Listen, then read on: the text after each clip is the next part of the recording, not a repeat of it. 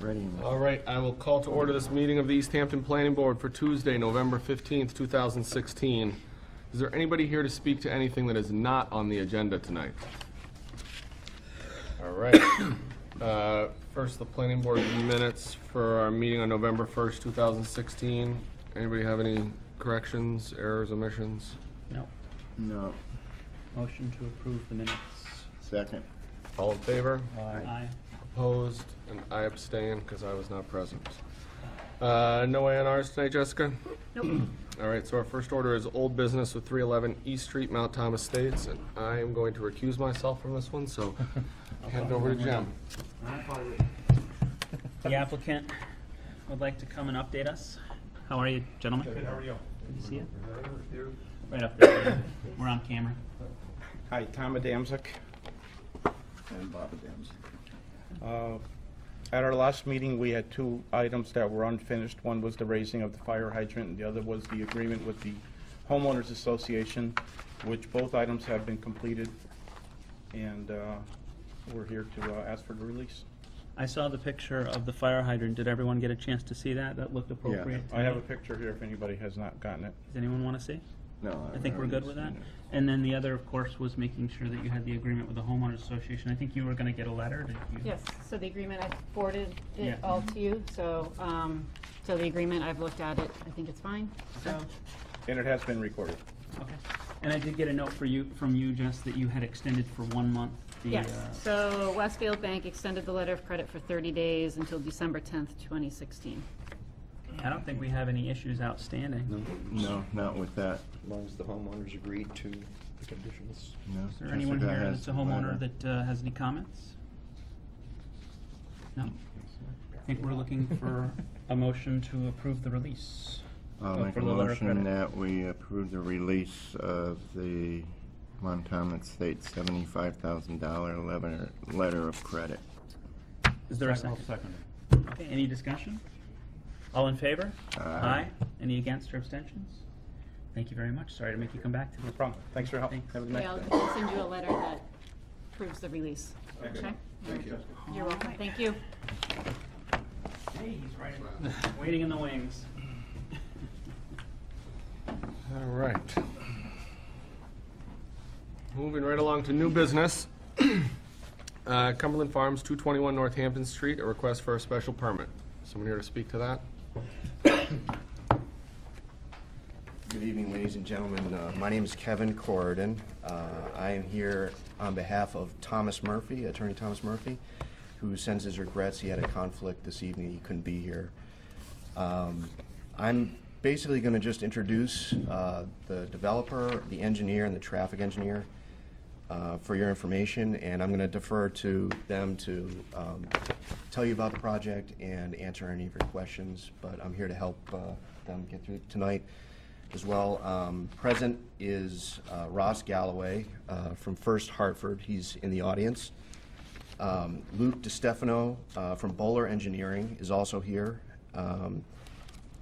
Erin Fredette from McMahon Associates is the traffic engineer, and she's here to address any of your questions about traffic. And Dave Boyle, the owner of the property, is also here for you tonight. And with that, I will hand it over to Luke DiStefano from Bowler Engineering to present the project.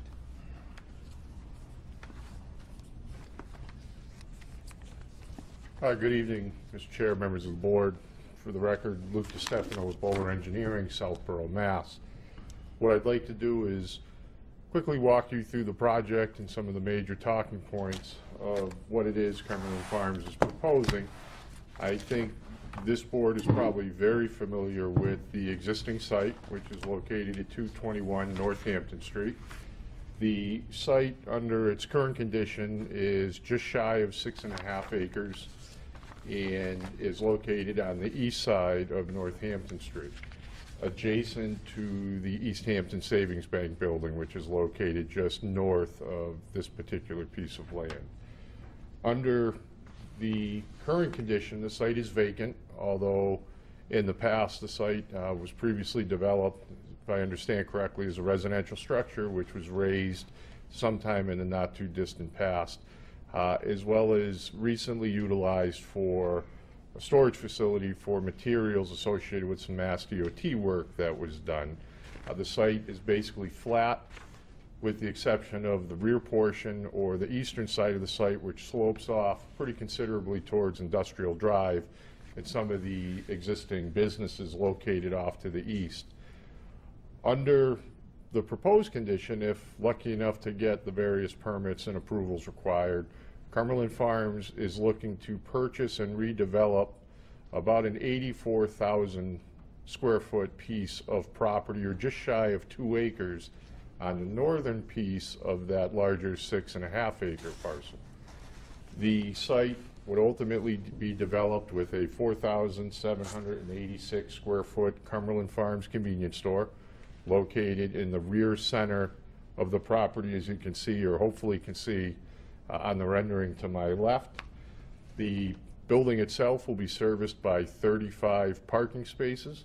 Under current zoning, the structure of this size would be required to have 24, although for a building like this, Cumberland Farms, when they have the ability, would like to have a few more parking spaces, so they're proposing 35. The majority of which would be, or all of which would be, in the front of the building, and then on the southern side or the right side of the building if you're facing the building from Northampton Street. The site would also contain 6 multi-product gasoline dispensers situated beneath a 48-foot by 100-foot wide area canopy. Under maximum circumstances, because each dispenser can fuel off of either side, you would have the maximum ability to fuel 12 vehicles at any one given time, with the 6 multi-product dispensers being proposed. Those dispensers would be serviced by 2 20,000-gallon double-wall fiberglass underground storage tanks located to the south side of the canopy. The property itself would be serviced by 2 full-movement curb cuts along Northampton Street. That would be basically an in and an out at both of the curb cuts. Under the proposed condition, we are also proposing some significant enhancements to the landscaping. If you've been to that piece or that portion of the property, under its current condition, it's basically gravel and some dirt. Cumberland Farms is looking to enhance what's out there with a well-seeded and well-landscaped appearance, as you can see, which would basically provide landscaping buffers on all 3 sides, or all 4 sides of the property, including Northampton Street. Stormwater is a primary concern. We are located adjacent to a wetland area, which is located just off the property to the north, and a small portion of which exists along the eastern side of the property. So we understand that stormwater is a primary focus, not only of the Conservation Commission, who we appeared before last evening, but the Planning Board as well.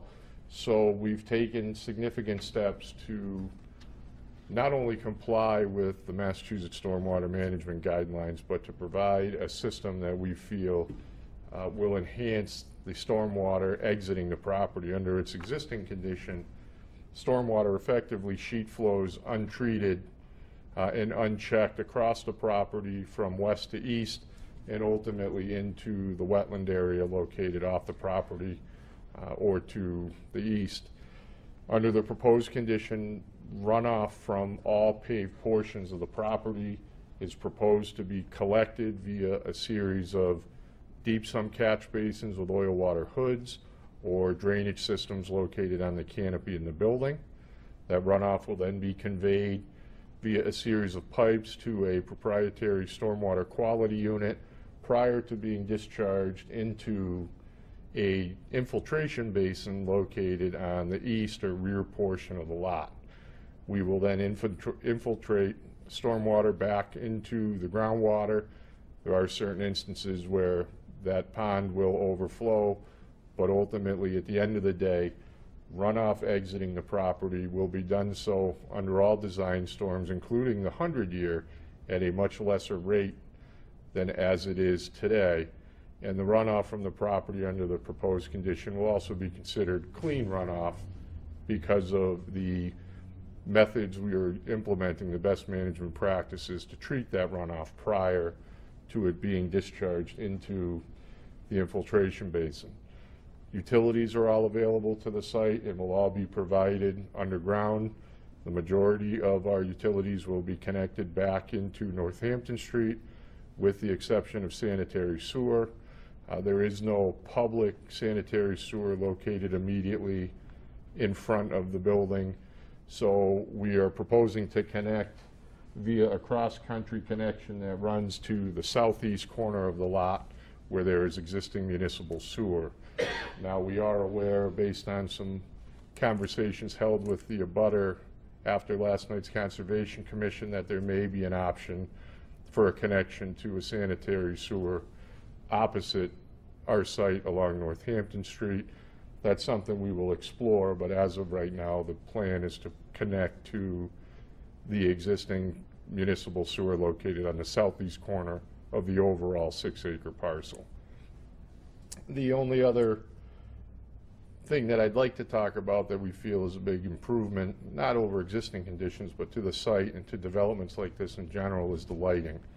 I think we're all used to seeing sites where the lighting it's obscene, it creates halo, it casts glare onto abutting properties or onto the adjacent rights-of-way. With today's lighting technologies, that doesn't happen, and if you've had the ability to see not only Cumberland Farms, but any newer retail development where a good solid lighting design was put in place, the lighting at these facilities are 100% full cutoff fixtures. They're designed to put the light where we want it, which is in the areas where you have traffic and pedestrian access, but not onto adjacent properties or adjacent rights-of-way. If you've had an opportunity to review the set of plans that we provided, which includes a lighting plan, you'll see that the lighting design does exactly that. It contains the entire lighting for the property within the Cumberland Farms property and not onto abutting properties or Northampton Street. And with that, I'm more than happy to answer any questions, or I can turn it over to Aaron, who can speak a little bit to traffic. I have one. The two things that you haven't mentioned yet are the handicap parking and the snow removal. Sure, we are required to have 2 handicap parking spaces, which we do. They're located immediately in front of the building. And snow storage, we are a little bit hampered because we do have the wetland buffer area that takes a portion of the northern side of the site, but we have proposed 2 fairly large areas for snow storage located basically in this section of the property here. And similar to what they do at most locations, because we are in New England, you do have instances where you have significant snowfalls on these relatively small sites. If snow storage ever becomes an issue where it's blocking parking, blocking visibility, impeding circulation, Cumberland Farms will have no issue removing the snow from the property. You're going to have blacktop for your parking, and Correct. Asphalt. what kind of, are you going to be using salt, sand, or I'm sorry? are you going to be using salt or sand or whatever for snow? Traditionally sand. I don't know what Cumberland Farms uses, but they'll have a typical New England ice melt.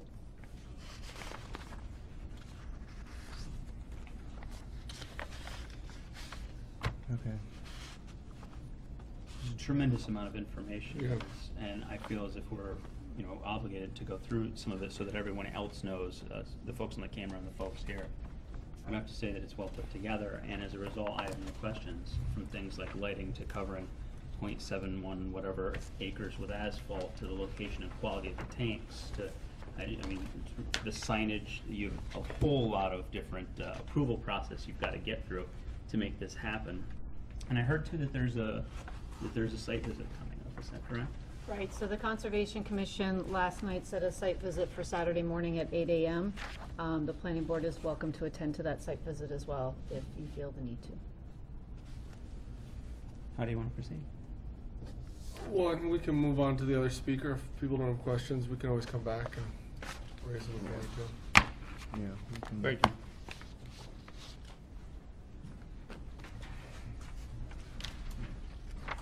Good evening. Again, for the record, my name's Erin Fredette. I'm a project manager with McMahon Associates, the traffic engineer on the project.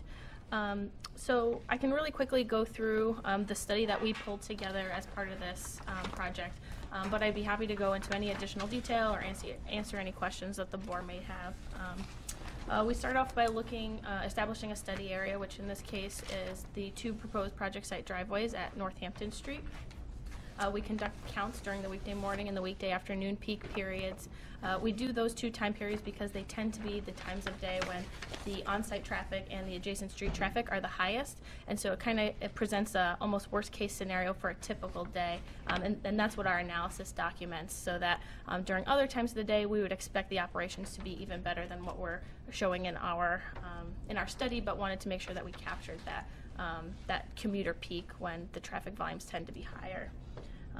Once we do those counts, we establish a peak hour and establish our 2016 existing year traffic volumes. We then project those out into the future 7 years, which is industry standard, to kind of capture any regional growth that may be happening in the area.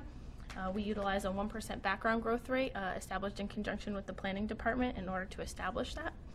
Which gives us our 2023 no-bill traffic volumes, essentially our future year traffic volumes without the proposed project, and is that baseline against which we can compare our future year with the project. In order to establish the number of trips we would expect to be associated with the proposed project, we utilize a resource called the Trip Generation Manual, which is produced by the Institute of Transportation Engineers, or ITE. It's industry standard, and for this particular land use, we utilize the land use code convenience market with gas station, and we look at the data points provided by IT for that land use and are able to estimate the number of trips associated with this particular project based on its size relative to all the other data points that we look at. In this case, we would expect during the weekday morning peak hour approximately 36 new vehicles to be added to the roadway network, and approximately 42 new vehicles to be added during the weekday afternoon peak hour. We then take those vehicle trips, we distribute them onto the adjacent roadways based on existing travel patterns, and add them to that baseline, those baseline traffic volumes I talked about previously, which results in our future year with project traffic volumes. So once we have those, we then conduct a capacity analysis, which tells us how those driveways are expected to operate, and based on that analysis, we identified that the driveways would operate at level of service D, which there's a rating system from A to F, A being the best, F being the worst. Level of service D is definitely acceptable for more developed areas like this section along Route 10. And during the weekday. By best and worst? So a level of service A is you don't have to wait at all. You're just cruising right through. Level of service F is you have to wait and for an unsignalized intersection 50 seconds or more to get out. So level of service D is probably not what you were striving for in school, but from a traffic perspective is what we would consider acceptable. And that's during the weekday afternoon peak hour. During the weekday morning peak hour, we're at level of service C. And as I said, those are the 2 peak hours where traffic is at its worst on a typical day. Other times of day, we would expect those to operate much better. Additionally, we don't expect any queuing on site. Our analysis shows that during those peak hours, we would only see maybe 1, maybe 2 vehicles queued up. And the way the site is laid out, there's plenty of room for that vehicle to queue, or vehicle or two to queue without impeding circulation on site, and therefore minimizing the impact on Route 10 itself. We also conduct a safety analysis to make sure that the driveways will operate safely. We look at what we call sight distance, which is essentially the ability of vehicles to see each other on the roadway. So people on Route 10, people in the site, and how they can see each other. And based on the posted speed limit on Route 10 and the available sight distance at each of the proposed site driveways, we exceed the required minimums for sight distance at both of those locations. So based on our capacity analysis and that safety analysis, we would expect the project site driveways to operate safely and efficiently with minimal impact to vehicles traveling on Route 10. With that, I know that was probably more than you anticipated, but I'd be happy to answer any other questions, go into any more detail. So a couple questions. I guess first of all, I assume the applicants have gotten the peer review, but only a couple hours ago probably.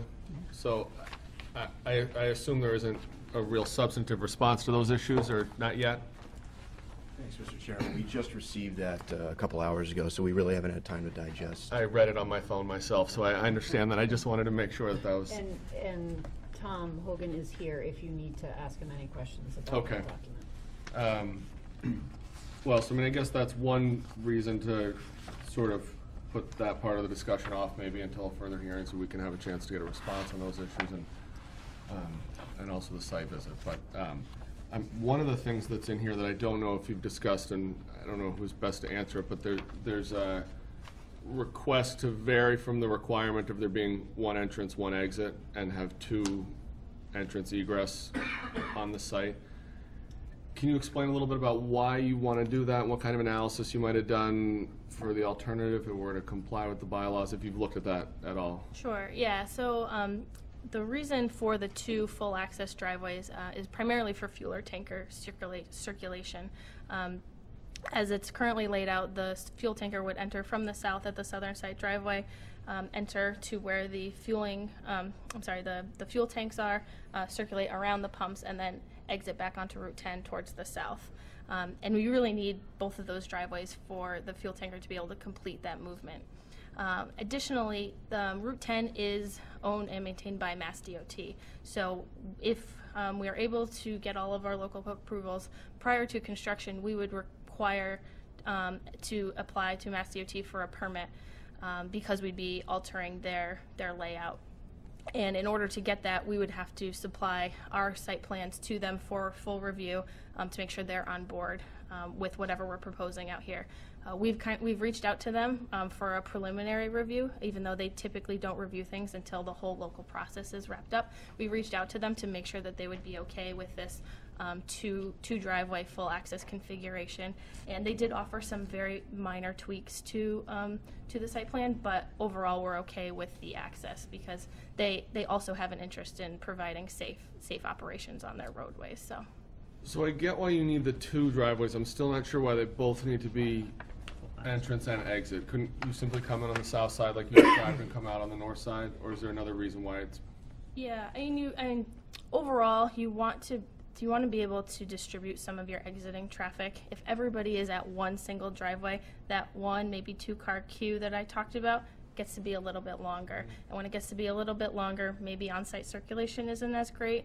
And if on-site circulation isn't as great, maybe cars trying to get in isn't as great, and then maybe you start to impact Route 10. So the two separate driveways really make for that more efficient operation on-site, which in effect keeps Route 10 clear and operating safely. So it's safer, is what you're saying? Certainly, yes. The two driveways definitely provides like that. It provides an opportunity to minimize the impact to Route 10 and vehicles slowing and stopping on Route 10, which for, the speed limit out there is 45 miles per hour, which isn't insignificant, and so you want to kind of minimize vehicles that might be stopping in the roadway because of those circulation issues. I think you're also, there's the traffic light, and a lot of times, at certain times of the day, you can actually see from that traffic light backing past the bank and going down. So that's gonna, at certain times, hamper people going in and out, at least that part of it, onto Northampton Street. So it would, I guess, behoove the person to go off to the other side. Sure, and that's another thing is with these types of land uses, convenience, as in the name, is how people utilize them. If a particular driveway isn't convenient because, say, the driveway is blocked by a brief queue or something like that, they do have the opportunity to utilize the other driveway that's further away and get out onto the site, again, aiding in that on-site circulation.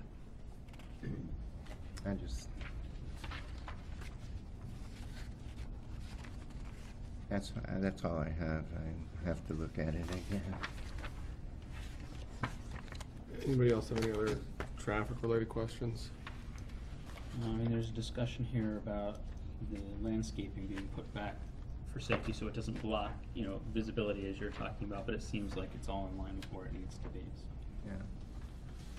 Yeah, I think we can hold off on all that stuff and wait to get a response and figure out what that is. Do you have anything on the Do you traffic? know offhand the approximate distance between the two driveways that you're planning?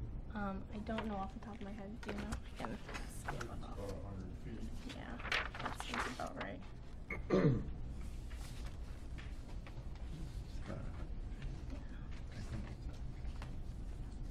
And given the distance between, we do find that that's a safe distance, that they're not too close together, and it provides the opportunity that when there is a gap on Route 10, multiple cars can take that gap. Instead of two cars being lined up behind each other, having to wait for multiple gaps, they can, say need to take a left out, they can take them out simultaneously, and it's, again, a more efficient use of time on Route 10. The upper image there shows white hash lines on the two driveway entrances. Are those pedestrian crosswalks? Is that what's Correct. trying? Yes. I don't quite recall, to be honest, last time I drove by, but there isn't sidewalk there currently, right? There is. There is sidewalk. Yes, there is. Okay. Providing that access across the proposed driveways. All right, is there anyone else? Mr. Chairman, we don't have any more speakers, but we'd entertain any questions. Otherwise, we would look forward to the site view and revisiting. Does anyone have any questions at this point? We're gonna- I have kind of go through all this. Is there anybody else here who has any comments on this project, either for or against, or questions for the applicants at this point? Recognizing that we're going to continue this hearing, I think, to a later date, and there'll be further opportunity then. Just a couple of quick questions. Can you come up to the podium, JP? I'm sorry. You should know better. Thank you. JP Kwasinski, City Councilor, East Hampton. I just had a couple of quick questions about the site. I didn't have a chance to review the plan. I understood that you presented it. How close are you to the traffic light in terms of number of feet? I'm thinking of the signalization at O'Neill Street. Just wondering about the distance there and how that traffic flow coming from Northampton to the south just would impact, you know, if 5 or 6 or 7 or 10 cars back up at that light. Sometimes there's 20, and then they want to move forward, and how that all fits in with your plans to have 1 or 2 entrances, or 2 entrances with each having their own exits and entrances. So, come on. Please, we'll share. Sure. So the signal is far enough away that we didn't include it in our study area, because what happens oftentimes with these types of land uses is that the vehicles that are utilizing the gas station and the convenience store are already on Route 10.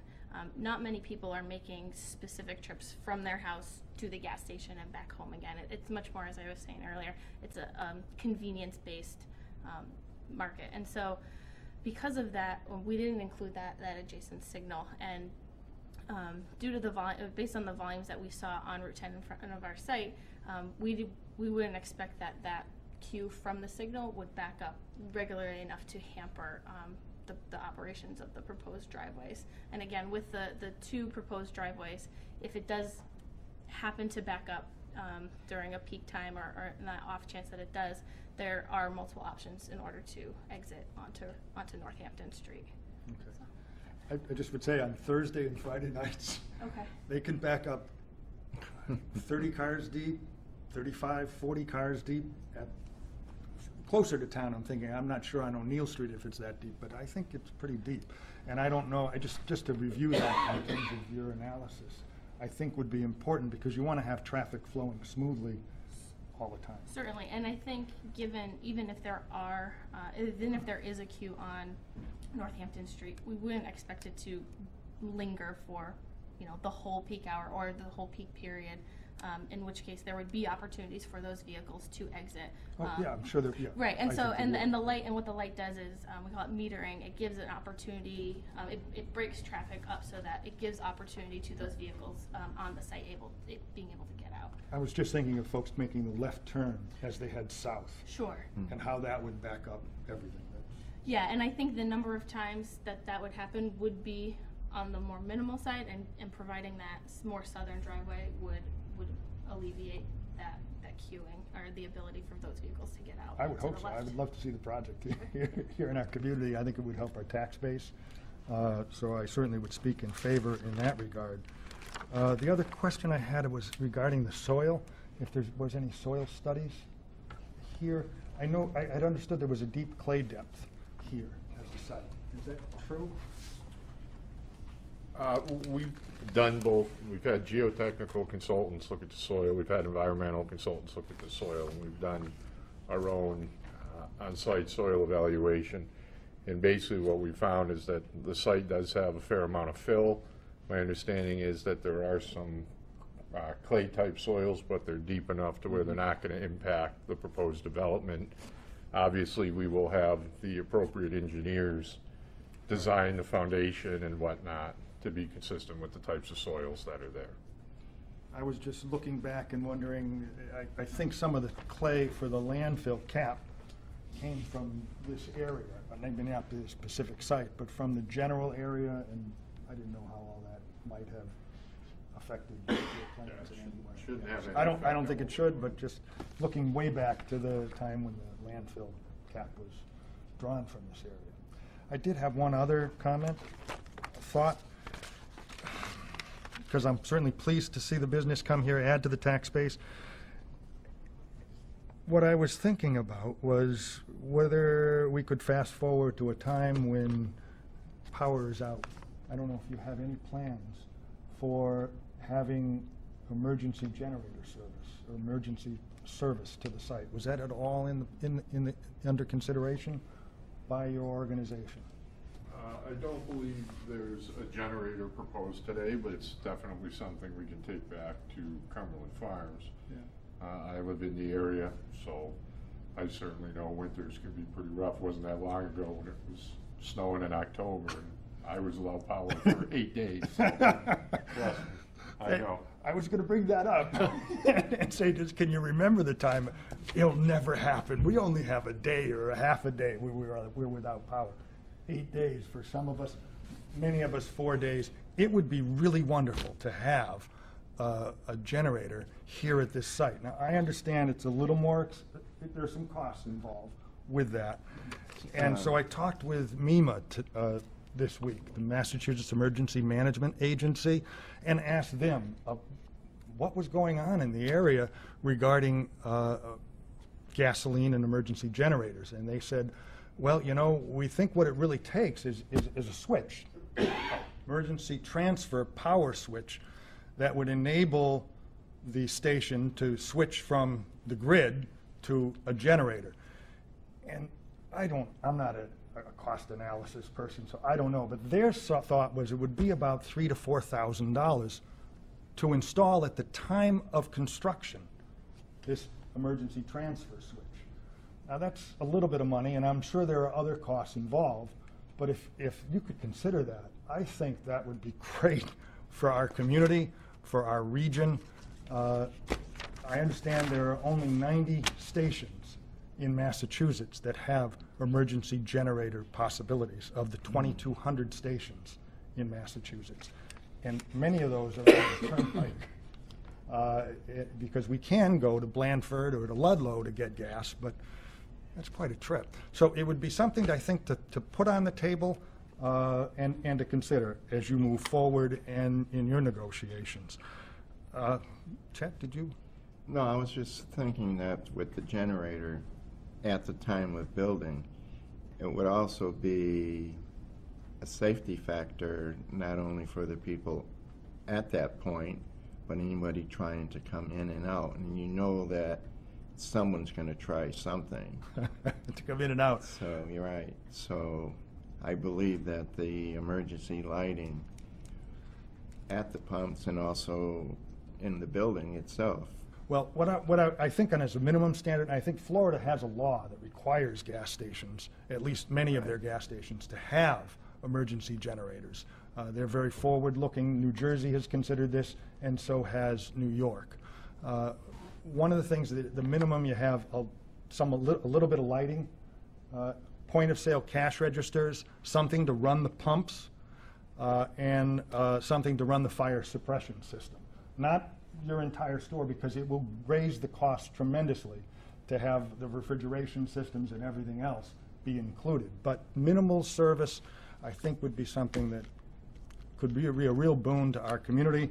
Whether, here's what just one other thing. If it does get expensive, I think the public would be willing to pay a premium to have such a service, to a forward-looking company coming to our community and put in the generator.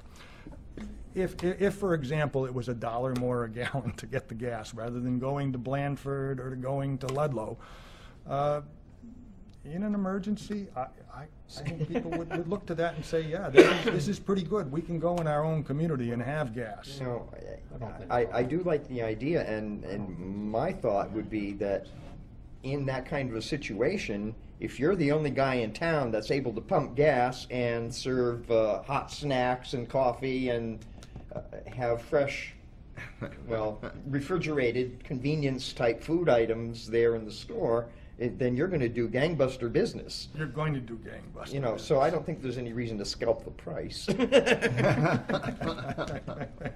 I'm for keeping prices down, and I think having additional gas stations would be helpful to us in that regard. So, thank you very much for your consideration on that. And I understand you'll take that back. And come back. Blind or whatever it was. Thank you. Yeah, it was almost Thank you. 5 times the price. Anybody else have any comments or questions? All right, does anybody on the board have any comments or questions, or do we want to continue this until we have a response on the traffic stuff and the other issues here? Agreed. I motion to continue. Hold on. Wait a minute, how long does the applicant feel that they need to respond to the letter that was submitted by the engineering peer review team? I guess when are the next hearings that would be available? 2 weeks. I mean, at this point, I'd like to continue it for the 2 weeks. It's and Hold actually on, if- more wait a than minute, that, it's right? actually It's one more 3 than weeks. that, because we have a 5th Tuesday in December. Yeah. Hold on. Right. So it'll be December It 6th. would be December 6th. December 6th? Mm-hmm. I think that should be enough time, and we would have the option, if need be, to push it out further, if for some reason there were comments we couldn't address in time. Yeah. Okay. Right. I motion to continue the Cumberland Farms 221 Northampton Street request for special permit to December 6th. Second. All in favor? Aye. Any opposition, abstentions? All right. Thank you very much. See you then. Thanks a lot, guys. Thank you. All right. You guys got any administrative items that have popped up? All right. Can I get a motion to adjourn then? I make a motion that we adjourn. All in favor? Oh, I need a second first. What? I second. All in favor? Aye. Aye. All right. Thank you, sir. Thank you.